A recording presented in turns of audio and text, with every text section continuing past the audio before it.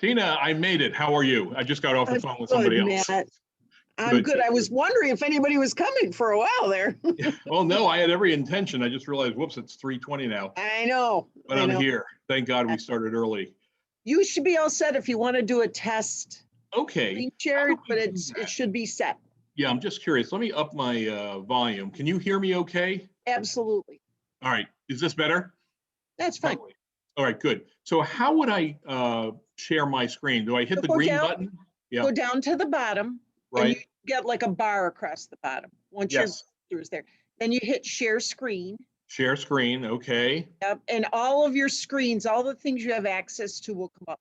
So what you need to do is make sure that whatever you want to share, you already have open. on your Yeah, that's desktop. my email. All right, good. So So you can let's see. probably click out of your email and just have whatever it is you want to share, and a website or, Okay. Chrome or All right. That's not a bad idea. Let me actually, I wanted to share an email message. How would I do that? I guess I'd.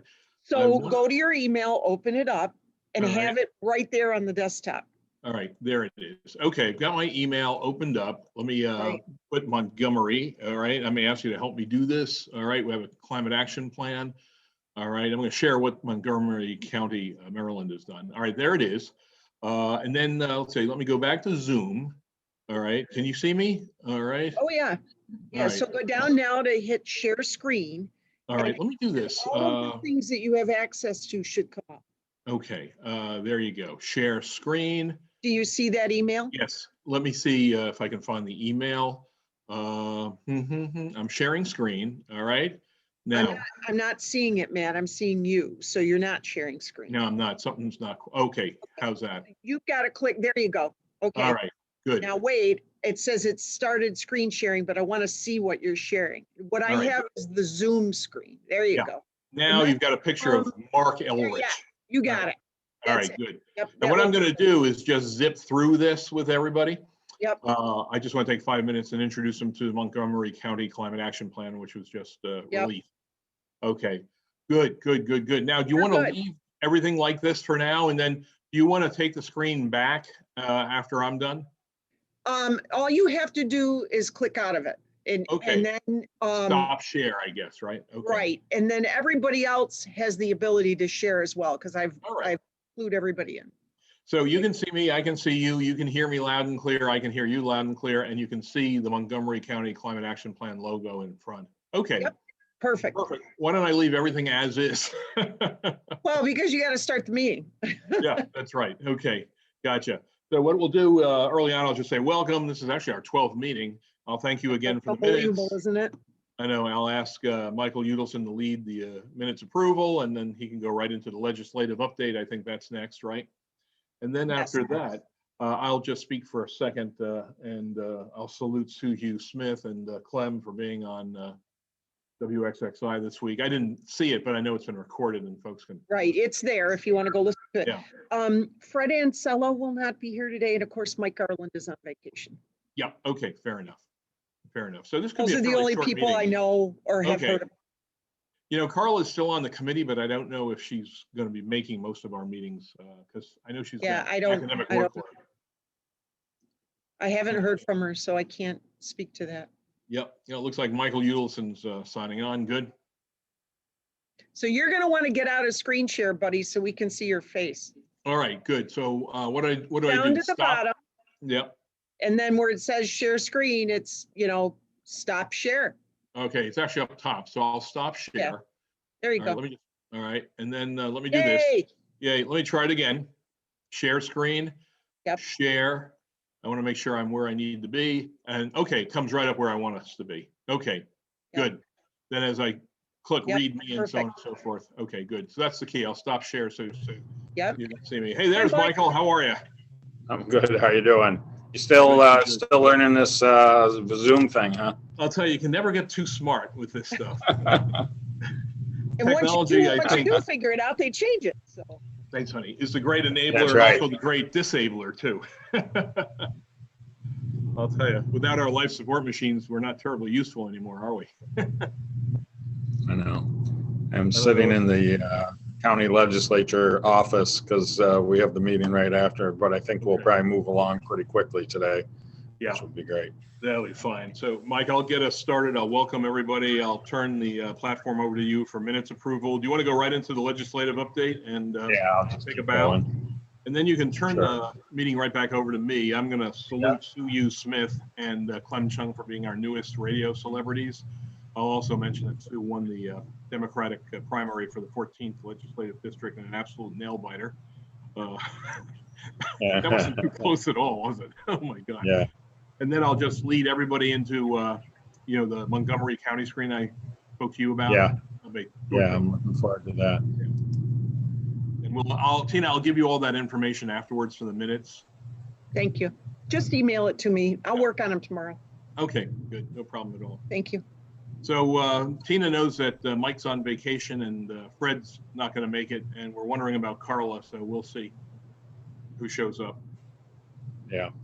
Okay.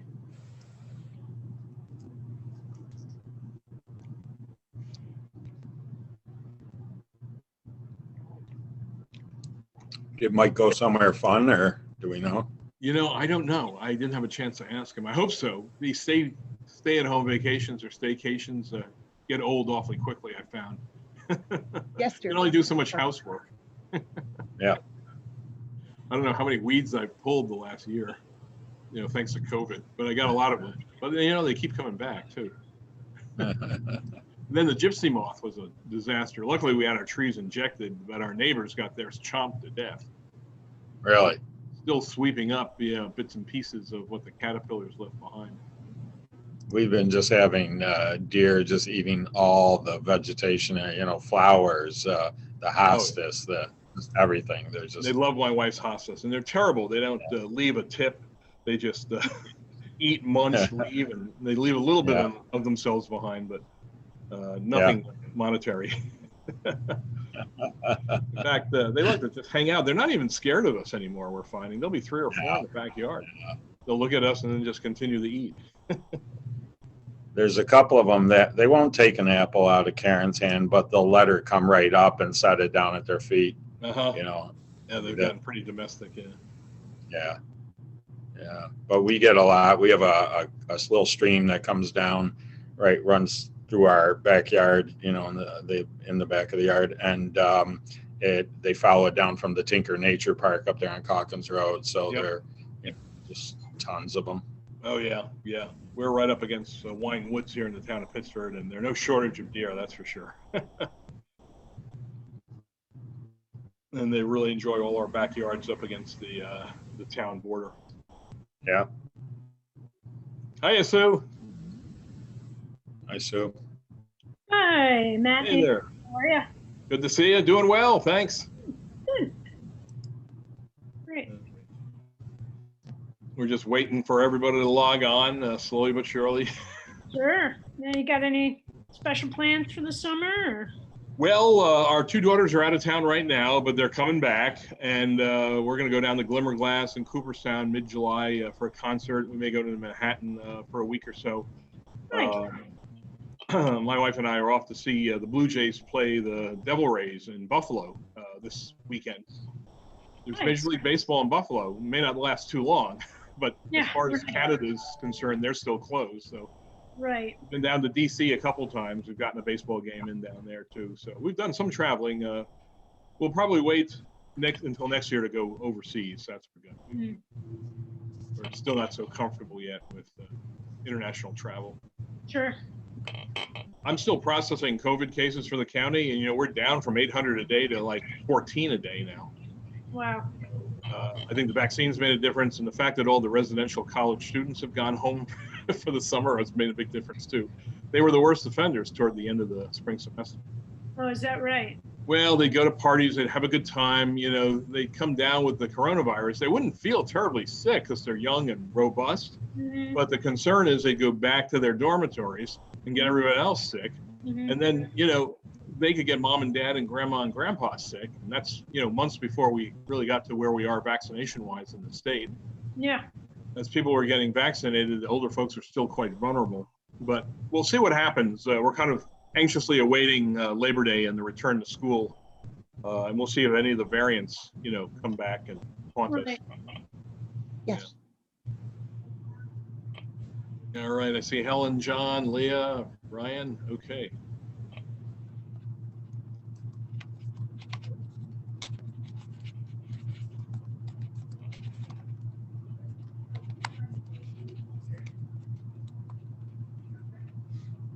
How about you? Are you gonna take off sometime? Not much. I think my husband will take the kids to Michigan for to see his family. Oh, good. Okay. We'll be in the middle of launching the Rochester Community Choice Aggregation Program, so Right. he'll have to do it alone, I think. Matt, you're being a bad influence. Your candidates are not allowed to take a vacation. Yeah. Yeah, it's not happening. Yeah, that's right. Then you've got November too, but that's not going to be a challenge. Yes, Tina. It is 3:32. We are Right. we are missing Carla. Yeah. Okay. Looks like we've got Yasmin, John, And Liam. and Liam. And Okay, that's it. good. And there's Clem. All right, good deal. Hello, everybody. Welcome. All right. Well, I'm thinking, why don't we go ahead and get started? How's that? Looks like we've got the majority. We know Mike Garland's on vacation. We know Fred Ancello can't join us, but I see a lot of familiar faces. So let me go ahead and welcome everyone to our 12th meeting. Can you believe that? We've been at this a year now. So thanks for your forbearance and patience. I think we are making progress. So away we go. Happy July. I'll ask my capable, able co-chair to just lead us through approval of the minutes and provide a legislative update. And then I'll share some work that Montgomery County and Maryland has done in the climate Great. action arena. Okay, Michael, all yours. It's good to see everybody. And I'll just hope that you had a chance to look at the minutes that Tina sent out from the June 3rd meeting. And unless anybody has any questions or comments on them, I would entertain a motion to approve those minutes. I'll make the motion, Mike, and my thanks again to Tina for putting those minutes together. They're quite detailed and quite exhaustive. Thank you Somebody again. raise their hand that's willing to second. There And you go. Sue does that, and all in favor, if you can raise your hands again. And if no opposed, then the minutes are approved. Thank you. So as far as a legislative update, it's just to confirm what I think everybody knew, that at the June meeting earlier in June, the legislature did approve the CPACE program. We're excited about that. I'm waiting to hear, from staff about when, and how applications will actually be accepted. But, a good thing for the community, and kind of mirrors the city's offering the same program. So that's exciting. And I just, first and number one, I know, schedules are hard, but because of the work this committee did to bring this forward, the county executive wanted to invite everyone to this ceremonial bill signing Wednesday at 11 o'clock. I know I've heard from some of you already saying it just wouldn't work out schedule wise, but I think the most important thing there, and I echo this completely, is that this is now available to the community because of the advocacy of this group. So there's already an accomplishment for our committee while we work on other things. And although I don't think either of them are on the call today, I just want to thank my colleagues, Carla and Fred. So because when it got kind of caught up in some politics in the legislature, they helped move it along, which was much appreciated. Yeah. So thank you. Good deal. Thank you, Michael. Yeah, not a lot gets settled 29-0 in the legislature, but everything we've done to date so far has been unanimous, Yeah. which is terrific. I think that's a vote of confidence. Yeah. Hey, I'm hoping- Matt, Yeah. Yes.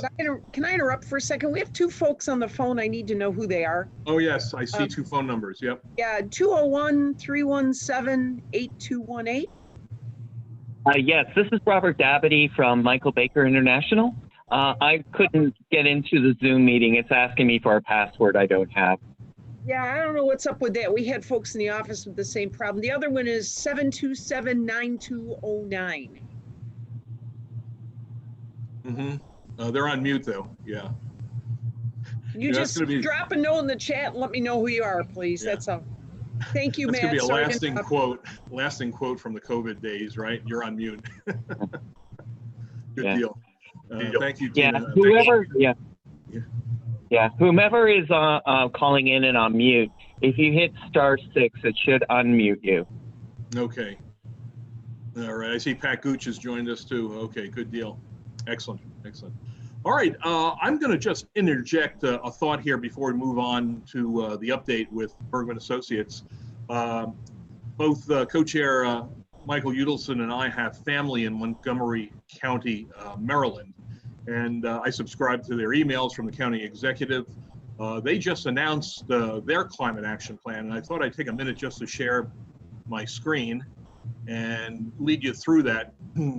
We've seen Ulster's plan, no doubt, and we've had some other examples, but what I wanted to share in particular here was the feedback that residents and the like provided Montgomery County. Can everyone see the Montgomery County Climate Action Plan? This is actually an email of mine. So far, so good? Okay. Yeah, there's some static in the background. I wonder if someone can just mute. Okay. Montgomery County in Maryland is actually the most populous county in the state of Maryland of 23 counties. Altogether, they've got about 1.05 million inhabitants as of 2019, 507 square miles, mostly all landlocked. Contrast Montgomery County with Monroe County. We don't have 1.05 million residents. We had about 742,000 in 2019. We're not the largest county by any means in New York State. We're actually number 9 based on the 2019 data. We're the 9th most populous county in New York State of 62 counties, and Montgomery County is the most populous county in Maryland of 23. Land-wise, even though they have 507 square miles, we in Monroe County have 1,000, I think, 367, but only about 650 some odd square miles are land. The rest is water. So they're a denser community than we are, but we have water and they don't, and I think that's a real advantage. So all that being said and done, this email came just after we issued the agenda. I wanted to toggle read more and kind of lead you through this very, very, very quickly and allow you to go back and take a look. All right, so I'm hoping this will take me right to Montgomery County update. Yep, news and information. All right, there's a lot of text here that I think is really worthwhile for us as we step into our own climate action plan. Now we're doing just phase 1, which is county oriented. I think they're actually through phase 1 and phase 2. And down here at the bottom, they're going to talk to the main elements of the climate action plan. And there are actually, I think, 7 of them altogether. I'm going to take you one level deeper into this. So I want to show you what else they have. If we go down to the details of the plan can be found here. Let me go ahead and toggle www.montgomerycountymaryland.gov/climate. There's a tremendous amount of information here, and I have had a chance to go through this quickly. They have a climate homepage. They talk about the climate action plan, and they've got all sorts of press events and press releases, which is what you'd expect. If you continue to follow me as I scroll down, you'll see that they actually have the climate action plan, PDF, a printer-friendly PDF. They've got a work plan. They have a series of appendices. There's 6 altogether. But what's most important, I think, to us, and this may be worth our while, is to look at the community feedback that was directed at the authors of the plan. There are public comments here summarized by theme on the draft climate action plan, and also a list of individuals who made public comments and were received when the climate action plan was a draft. So I'm just going to toggle this for fun so you can see what type of feedback Montgomery County reacted to. Here you can see across the top from left to right, the cap section, the comment themes, general responses, and to their credit, Montgomery County responded to each and every one of these comments. And they took action and also described where that action would apply. So the cap sections are global. You can see that there's quite a bit of narrative here, recommendations.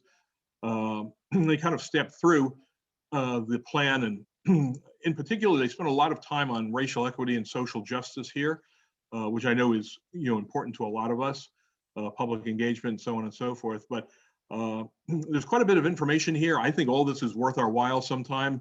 And again, we've got a tremendous amount of worthwhile content we could model and certainly keep in mind as we step into our phase 1 plan. Again, I think if you look at this, they're well past phase 1 and well into phase 2, and probably concluded phase 2 as well, because they have so much public comment. But I thought they did a great job overall putting this all up on the website for the public to see. So because Michael and I have family in Montgomery County, what's happening there is of interest to us, obviously. So I stay in touch and actually subscribe to Mark Elridge, who's there, Adam Bello. And I just thought this would be worth our while. And I wanted all of you to see what's available on the web. So I'll give the web addresses to Tina for the minutes, but I just thought I'd take a second and share that all with you.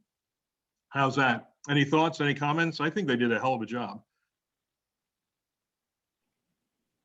Yeah, having lived in Montgomery County for 4 years, I would say this is pretty indicative of the level of engagement the county has with its residents down there. Yeah. So it's not surprising to me that they've done such a good job. One thing I would caution about reading the plan, though, is that it is a suburban county of a much, much larger city. So while I totally agree, the process of engagement that they went through with their community is very important, and I'm sure we could learn a lot from that. The specific actions, once you read into them, they may not necessarily be relevant to what we've got going here to the same extent. Yeah, exactly. And I agree wholeheartedly with Clem. So again, this is available to you to peruse at your leisure. All that being said and done, let me go ahead, Tina. I'm going to stop sharing, and I'll give you the web links. So we're all back. Any other thoughts or questions? If not, we'll move right on to the next agenda item. Okay, good deal. I think next up, we've got a climate action plan update, thanks to Joe and Bergman Associates and Michael Baker, of course. Okay. Matt, you might want to skip over. Joe is having trouble connecting. I just sent him a new link. Oh, all right. Fair enough. Sorry, unless he's here now. Joe? Let's see. I'm looking for him. So should we go on to Clem then? Joe is one of the folks that's on the phone. He's on the phone. Oh, all right. Gotcha. This is Robert Davity. Can everyone hear me? Yes. Okay, good. Yeah, sorry, we're all having trouble logging in. I can do a quick update of where we are with the inventory. We've actually made some progress, or some significant progress since last time. ICLEI, the association that provides the ClearPath software that we're using, reached out to us to provide us with some assistance as we need it. So we are been in contact with them, and we continue to be. On the data side, we pretty much got all of our data in from all the different areas that we were asking for. We have a couple of holes, and we have run the inventory. We're roughly getting, or the results that we're getting so far are comparable to some of the other plans that we have looked at. So we know we're in the ballpark. We have ICLEI having a quick look at it too, to see if it is consistent with some of the other plans that they've been involved in. And I don't know, we're really not at the point where we can give a lot of indication on where we think this is going, but the initial results, and I guess this is fairly consistent with other places, is that solid waste is actually our primary source. So it's the methane coming off of the solid waste facilities. That being said, the number that we currently have is going to go down because we weren't taking into account the flaring and the power generation that was going on. But now that we have that information, we've entered it, and it went down from the initial values that we had. I don't know if my colleague Chris is able to be on the line, if he has anything to add. I'm going to guess that he couldn't get through. Or, oh no, Chris, are you there? I'm here. There you are. Yeah. So yeah, I mean, I would just sort of back you up there, Rob. Went in yesterday and updated some of the new data that we got from the Mill Seat landfill. Previously, we entered the data as if there was no gas collection or methane collection at all at the landfill, which obviously showed a massive output. And we've since got new information about gas that is flared and gas that goes to energy production. So that greatly lowered some of the outputs there, probably by, I would say, 15 to 20% reduction in our previous number. We still have a couple holes in county-owned fleets, specifically with the sheriff's department. I think Joe is trying to help us out and getting a little bit more data that we could put in there. And those are really the only two main holes that we're double checking with ICLEI to make sure that wherever we don't get data, we use correct national averages, and just to make sure our solid waste data is reflective of typical landfill averages and numbers. So I don't know if Joe would have anything else to add to the update. No, I don't have anything else to add. I was going to leave it open to you guys, and you did a great job explaining everything where we are at this point. I just want to let the committee know that, our goal is to have, data numbers for you prior to the next meeting, so we can really discuss results, essentially, which springboards us into goals, where we got to, address things or put our attention in the different areas. But it was very important knowledge to find out that the solid waste is the main contributor here, in the GHG emissions. Good deal. Any questions, for Joe and Chris and others? I guess was that a surprise, or did you step back and say, oh, that makes sense after all? I would say it was a surprise initially. Our initial data had emissions from the solid waste facilities being about 10 times as much as everything else combined. Mm-hmm. And so that was a little shocking to see, but again, that is methane, which is somewhere from about 16 times as more harmful than, CO2. So it did make sense. We knew we were in the ballpark once we sat back and thought about it. And even with slight adjustments that reduced it, it is still, the dominant source of emissions. And it's probably 60-40, 60%, these are rough numbers, 60% from the active Mill Seat landfill. And there's still a good chunk of emissions from the inactive Gloria landfill, which that one is uncapped and there's no collection there. So that is a significant source of methane, which again is a lot more harmful than CO2. But so it makes sense when you sit back, but it's still a little shocking to see the pie chart and the percentages that are coming from one source. But when you do take that piece out, and what these guys explained to me is it's similar to what the city of Rochester saw, as far as fleets versus facilities and buildings and yes. signals and there was a very good correlation from what we were seeing based on that. So. Right. Okay, good deal. Thank you. If there are no other questions, why don't we move on to the next topic with Clem and talk about CSC and CEC activity. Thanks, Clem. Well, thank you very much. I'm going to see if I can share. I prepared a short presentation just to kind of help with everyone's understanding of this. Yeah. So can everyone see the Climate Smart Communities presentation? Yes. Okay, great. So I understand that this committee had an opportunity to be introduced to this program before I arrived at the county and before I really started getting involved with the climate action plan. So I know you have an understanding of the program in general. It may have been a few months since you guys were last engaged with this. So just to kind of update, this is a state-run program. The DEC is the agency that's tasked with administering it. It requires registration to be in the program, to be working towards ultimately certification.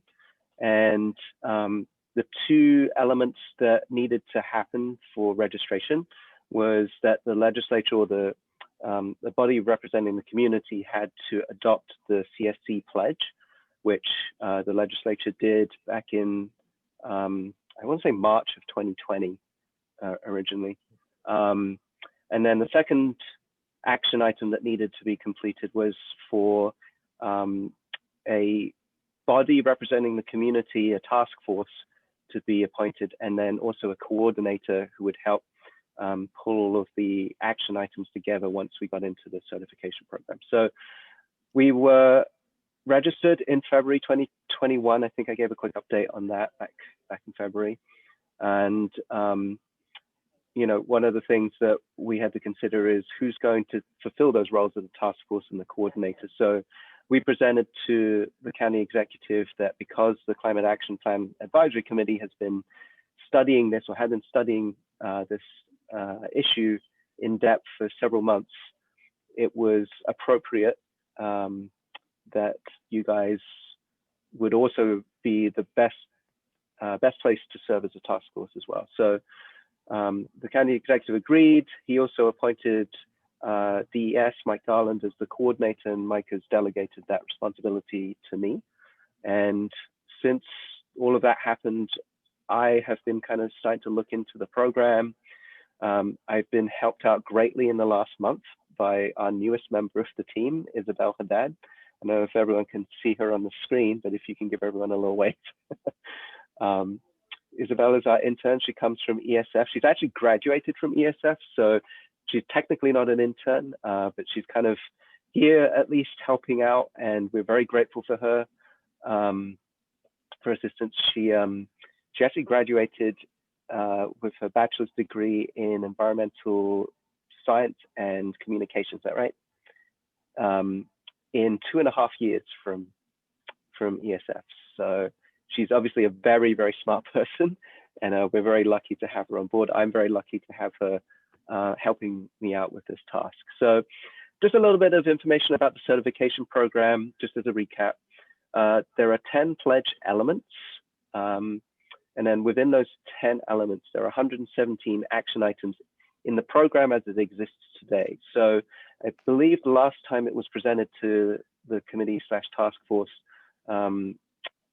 there were some, I don't know how old the program was at that point or what version it was in, but I know it was updated in November of last year. It may have undergone a subsequent update, but the takeaway is that it's constantly evolving, and the DEC is looking at action items that may have been important to them for spurring action in certain areas within the pledge elements.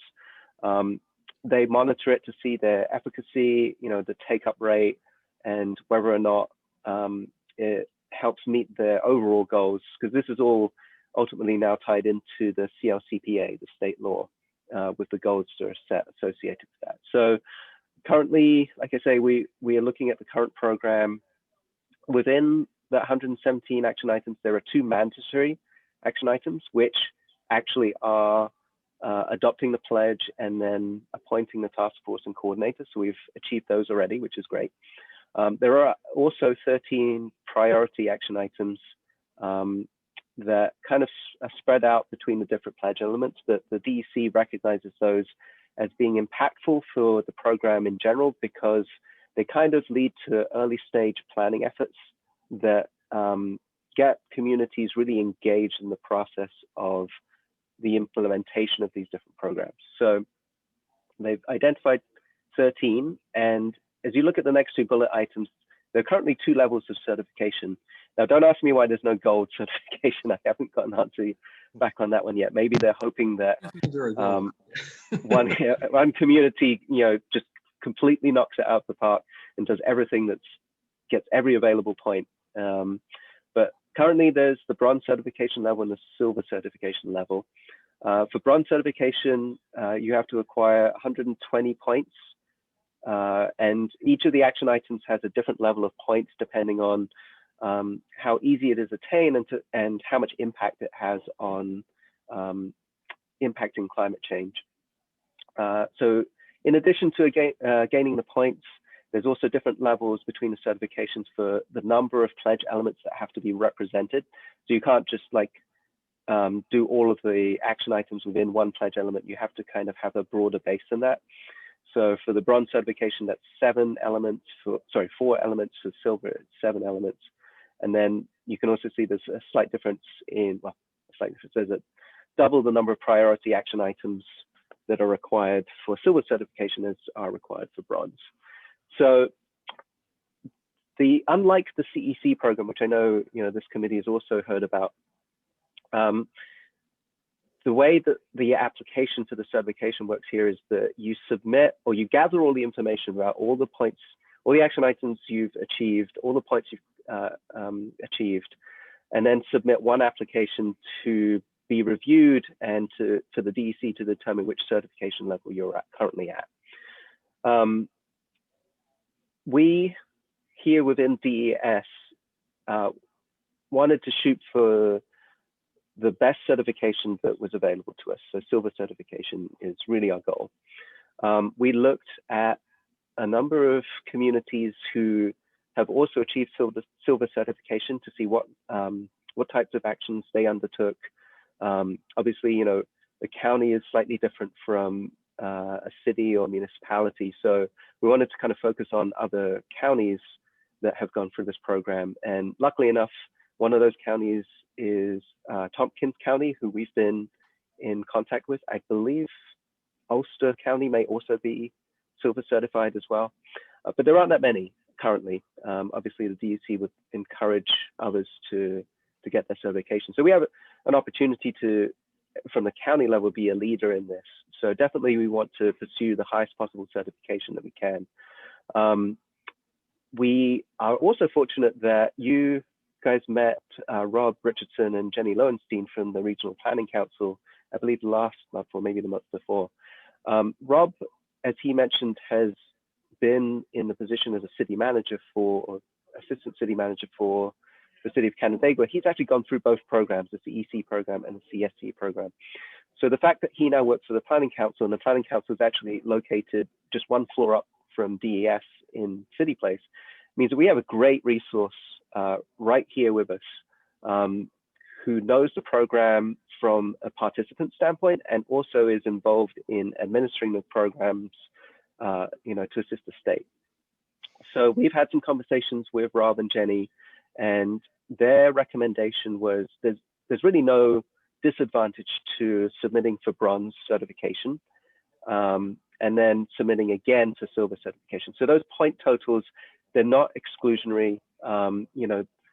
So to reach 120 points for bronze certification, that doesn't mean that you need another 300 points on top of that to reach silver certification. It's a inclusive number of points. So their recommendation was, while we work towards that silver certification, and it is definitely the destination for us, we can also take advantage of being able to certify at the bronze level and celebrating the fact that we have already implemented quite a few action items that the state has recognized as being impactful towards climate change. So I think that's a really important point to make, because as we are having conversations out in the community, people are always asking, so where's the climate action plan at? Or where's the county at with climate change?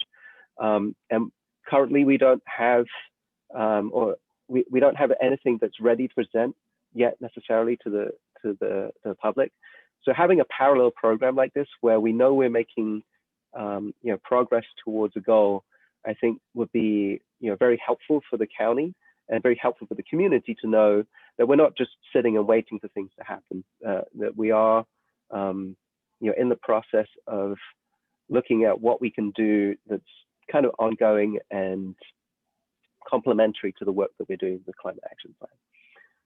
So, as I mentioned, you know, there are action items that have different points.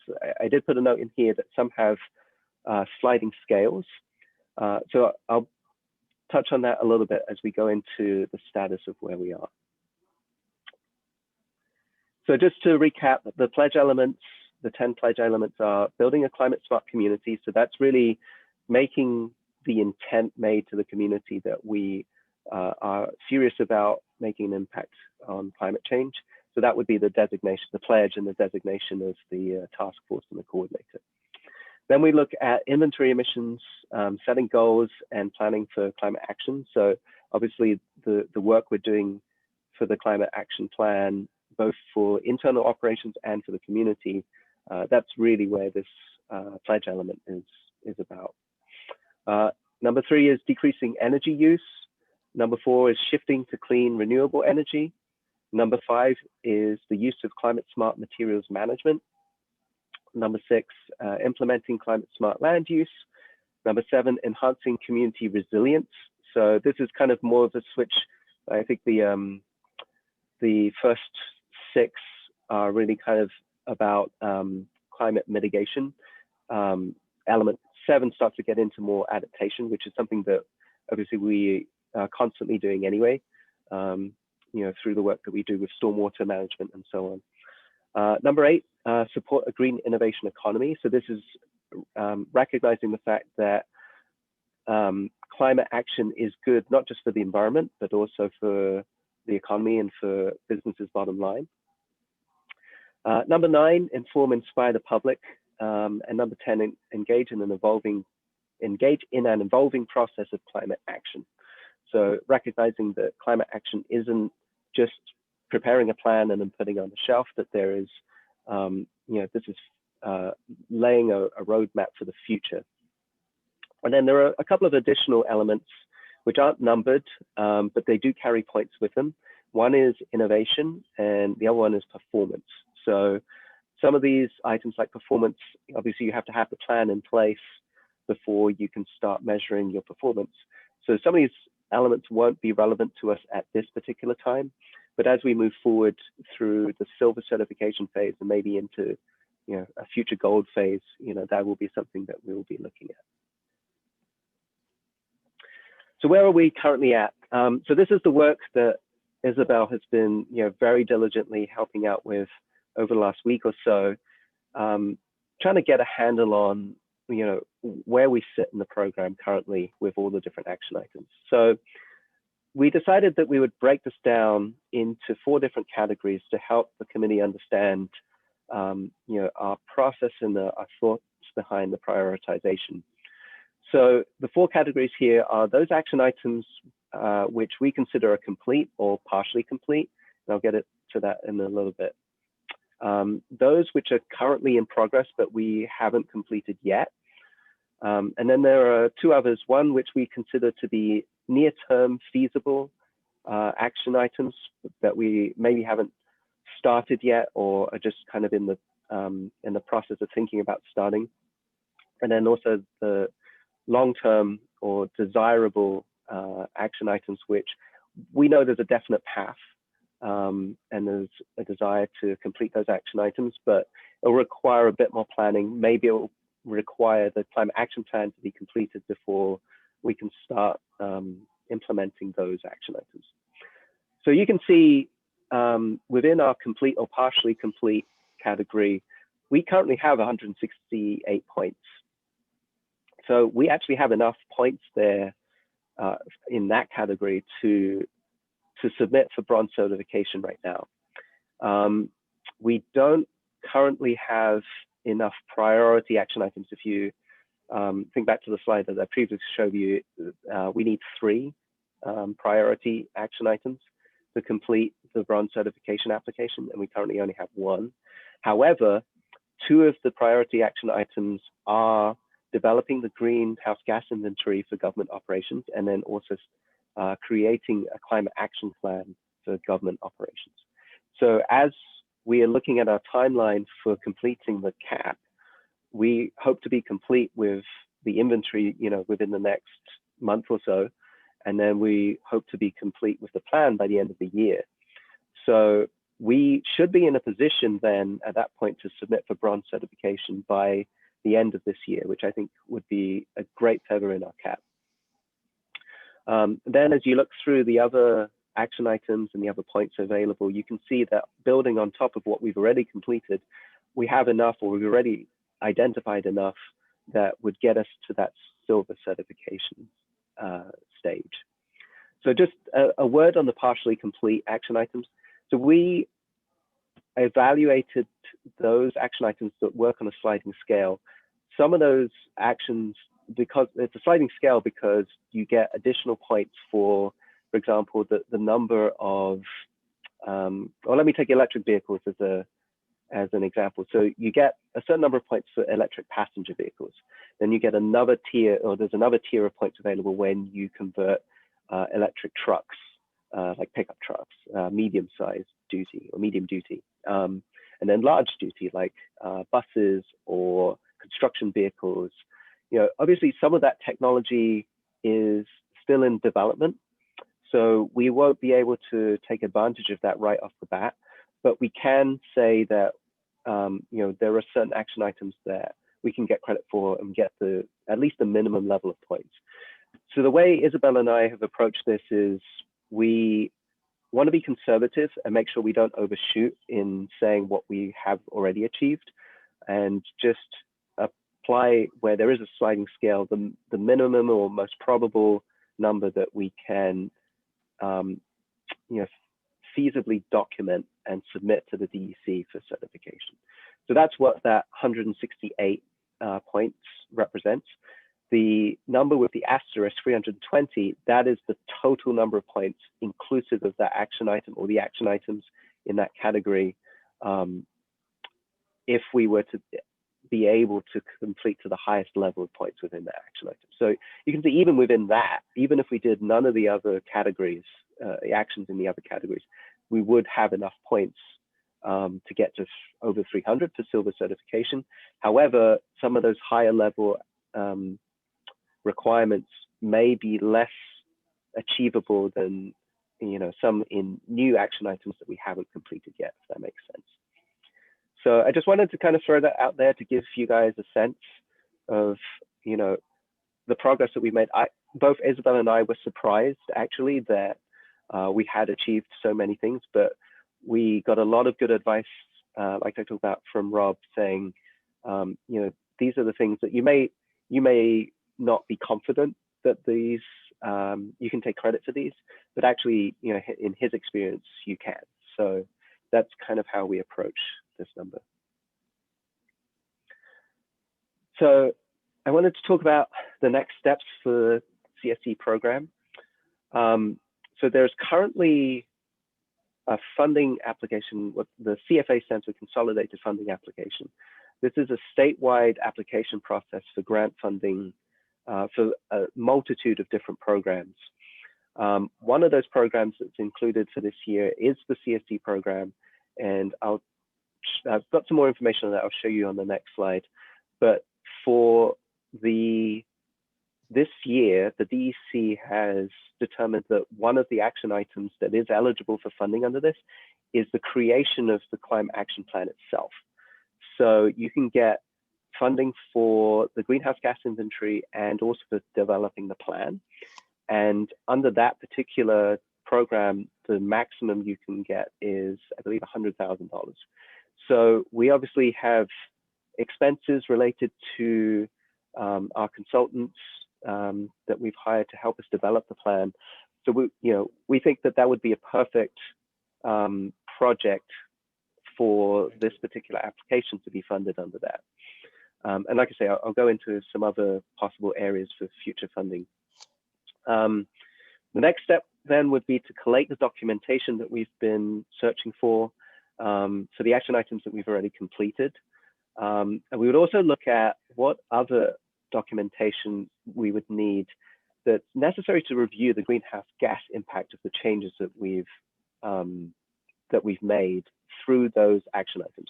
And this is where the CSC program really ties into the Climate Action Plan, because as we go down the process of implementing these action items, you know, one of the benefits of having the Climate Action Plan is it gives us a tool of being able to, you know, very objectively measure the effectiveness of various actions. So obviously we want to take credit for the reductions as they happen.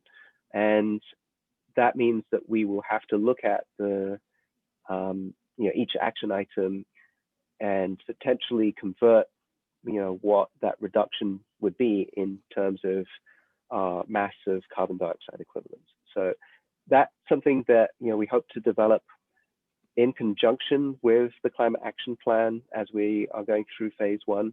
We'll have to determine where the best use of our time and energy is, whether it will be better to get the Climate Action Plan, you know, done and dusted and then go back and review that as we go along. But I think, you know, just thinking about, that's one of the places we want to get to with this, you know, when we submit our certification, that it's not just about getting points and getting that bronze or silver badge. It's actually about making change. And, you know, I think that this is the way that we will tie this program to that. So then, like I said, you know, we want to be in a position to submit bronze certification application. Actually, these 2 bullet points probably should be switched, because we'll also want to review our prioritization alignment for the different action items in the CSC program with the goals and strategies that you know, we will develop as part of the Climate Action Plan.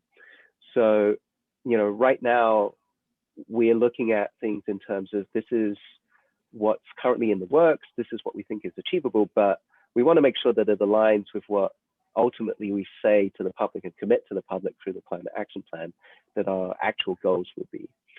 I hope that we won't have to do too much adjustment, but we want to make sure that that review step is in there.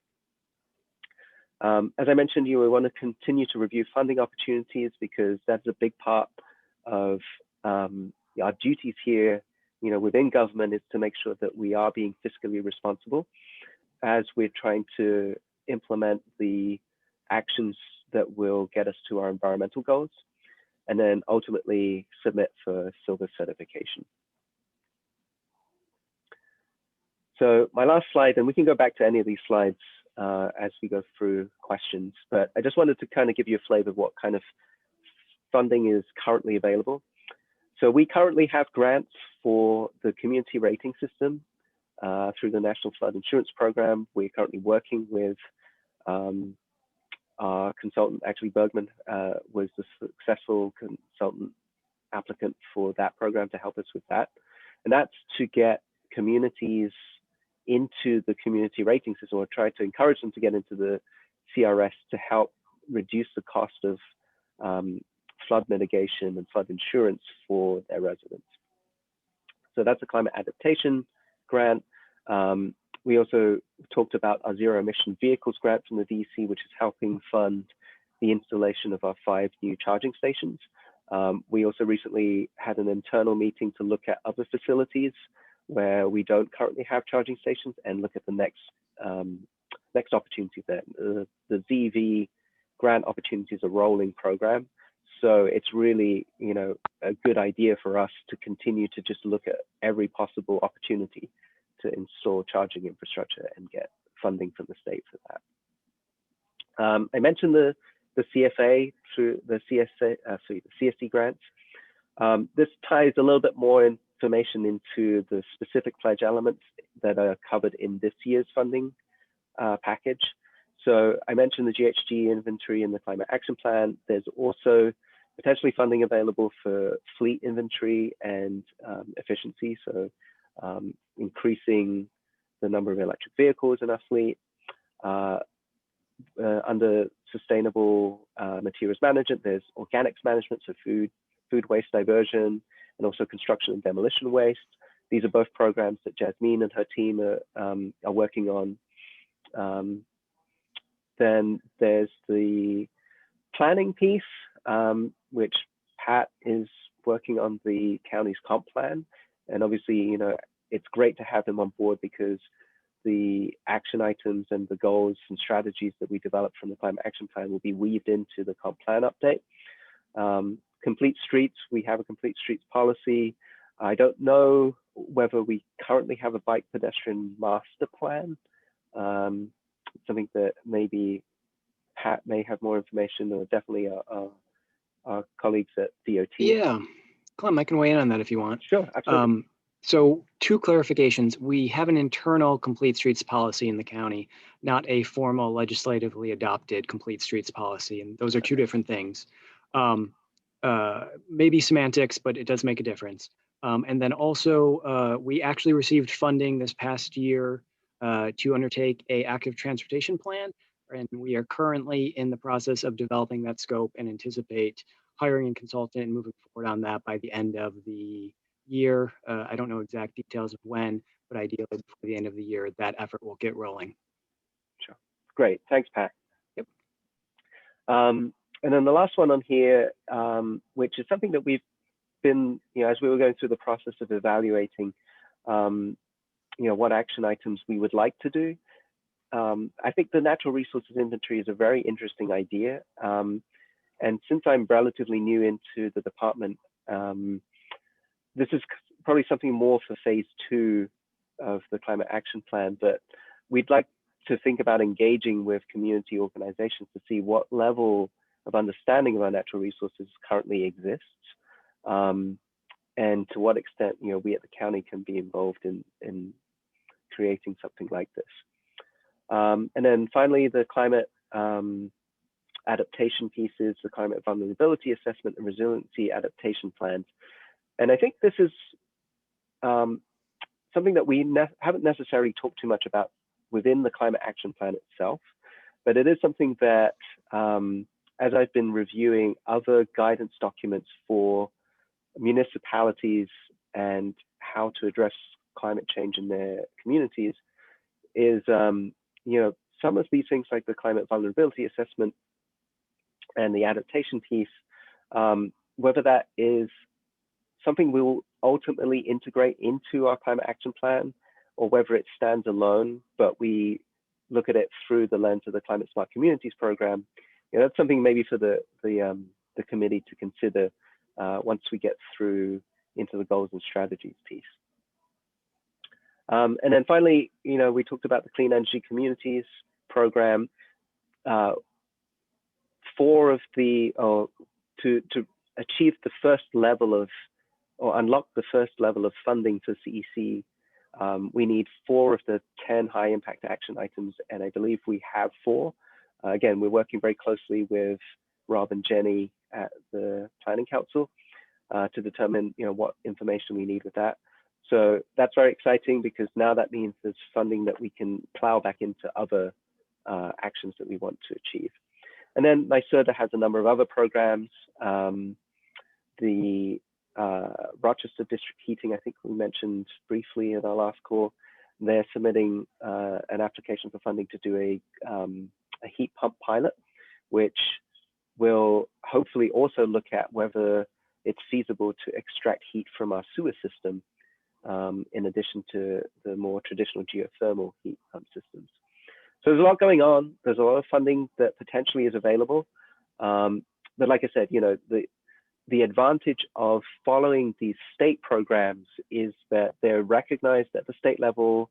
It gives us an opportunity to benchmark with other communities at what they're doing, and also see, maybe they have ideas that we haven't necessarily thought of yet, but also that it unlocks funding. It unlocks resources for us to do more work. And I think that's what makes this program and the CEC program very attractive and a high priority for us in county government. And hopefully, the alignment will be there between these programs and the climate action plan when it gets developed. So that's all I have to say. I did speak for a lot longer than I was planning to, but does anyone have any questions? Does anyone want me to go back to any of the slides and talk any more about any of those items? Clem, Matt, thanks for the presentation. Sounds to me, and correct me if I'm mistaken, that we're well on our way to bronze level certification, if you will, based Yeah, on everything we've done to date so far. Yeah. Yeah, absolutely. I would say the two things that we really need are those two priority action items, Right. which we will achieve with completing the inventory and then publishing the phase 1 plan. Right. So yeah, I would say that we're already there with that. Obviously, we'll have to do some work to make sure that our documentation is correct. Right. But yeah, no, I think it was very encouraging because I had no idea to what extent. I knew that we had completed some items, but this is the value of having Isabel jump in and crunching the numbers. And we really just determined that today. so this is the first anyone's hearing that we're actually at a point where we're almost ready to submit for bronze certification. That's great news. And based on everything you said, Clem, silver is not a stretch either. I mean, we're well on our way to silver too, because as you mentioned, the program is a rolling program and we don't start from scratch again and 0 points. We just keep adding. Right. So the other thing that I would mention that Rob had kind of reminded me yesterday. So certification is good for a certain number of years. I think it's 5 years. So this isn't a program that lets you rest on your laurels. Like, you always have to be thinking about ways you can further reduce your carbon footprint, your climate impact. So we will have to go through recertification again at some point. Mm-hmm. So even as we look at the bronze certification and even the silver certification, that doesn't mean that the work stops there. And I think that's a really important point to take away, is that this is a process of continual change, continual improvement. And, we recognize that here in the department, within the administration. And, hopefully that's what we'll express through the climate action plan as well. Thank you. Any questions for Clem? Any comments, any feedback? This looks like a well laid out plan. And as we said, we're well on our way. That's great news. If nothing else, these programs do make you stop and take inventory of what you've done so far and get that captured in a place, which is good for the public and good for the county too. Sure, absolutely. Good. I just wanted to mention to the committee, if I haven't said so already, Clem and Sue were featured on WXXI this past Tuesday, June 30th. If you weren't able to listen live, the program was taped, and you can go to www.wxinews.org/programs/connections, and you can hear the 52-minute conversation. So another 2 radio personalities have emerged from this group. First, we had Mike and Tina, and now Clem and Sue. So congratulations and thanks for being on Evan Dawson's program. They talked about climate change and what the county is doing and so on and so forth. Also wanted to congratulate Sue on winning a nail biter in the 14th district. I bet you sweated that one out, didn't you? Thanks, Matt. All night long. Yeah. So we may have another member of the legislature on our committee come November. Well, I gut feel we probably will, so congratulations. Good deal. We really have nothing else on the agenda, and there's no public forum this afternoon. Any thoughts, any comments, any feedback before we close? We'll meet up again on August 5th, if I'm not mistaken. And no doubt we'll continue the updates with Joe and Bergman. Hey, Matt, Yeah. I think I just have a question. Kind of when we started meeting a year ago, there was an open question about the length of the committee. And do we need to take any action to extend our service, or was it open-ended? If you could remind me of that. Yeah, it's a good question. I think most of us assume that we'd stay on through phase 1, maybe even phase 2, but I'm not sure that's cast exactly in the verbiage behind the resolution. Honestly, I'd have to go back and reread the resolution. But I think if there's a general interest in continuing on from phase 1 to phase 2, I think that's an option available to us. Yeah, I don't remember seeing any time frame. Yeah, I don't think. Either, I know we got going. We got started late, of course, due to the coronavirus and whatnot. We've been doing some good work. So I think the county would prefer if we continue. through the cap, and with all the residual actions like the ones Clem talked today, whatever we can do to assist with CSC and CEC and CPACE and so on and so forth, I actually think we're offering a valuable service. So, Hey, Matt, yeah, Tina, go ahead. I actually have the legislation in front of me. Yeah, do you want to read what we committed to a year ago? Thanks. Yeah, I mean, but there's nothing on here about a time frame. I didn't think so. The other committee that I'm involved with, those have terms. There are no terms on this one. It's Okay. just you're on it. For life, right? So I guess we're Yeah, life. pretty much. Yeah. There is one thing that's noted on there. It says the committee shall terminate upon the issuance of the climate action plan. That is correct. Right. So that could be phase 1 or phase 2, Pat, right? I don't want to get into the interpretation, but yeah, it's slightly vague, and you guys write your own demise at some point. Yes. Well, I guess we can choose our own poison, right? I would also say that, you are also appointed as the CSC task force. So you as a group will be welcome to continue your participation as long as you like, because that program isn't going away, hopefully. Yeah. Yeah, and I think that that's the point to Clem, is that we transition into that committee. So there doesn't need to be two standing pieces, and that the committee, it's an opportunity for those that want to continue to work. They move to the committee, and those that don't can end their service at that point. So based on that timeline, it probably makes sense right around the time that the plan is submitted that we will move to the committee. Mm-hmm. So as Kate said, that could be the reincarnation of our committee. Yeah, it's kind of like phase 2, Phase but 2. with a different name. Mm-hmm. And I'm not sure, honestly, maybe Michael can say if the legislature would have to approve us again. I think we've already been named the committee, the assist Clem, so maybe there's no other county legislation necessary for us to continue. But when I looked at the original legislation, I said, okay, phase 1 or phase 2, I guess that's our call, right?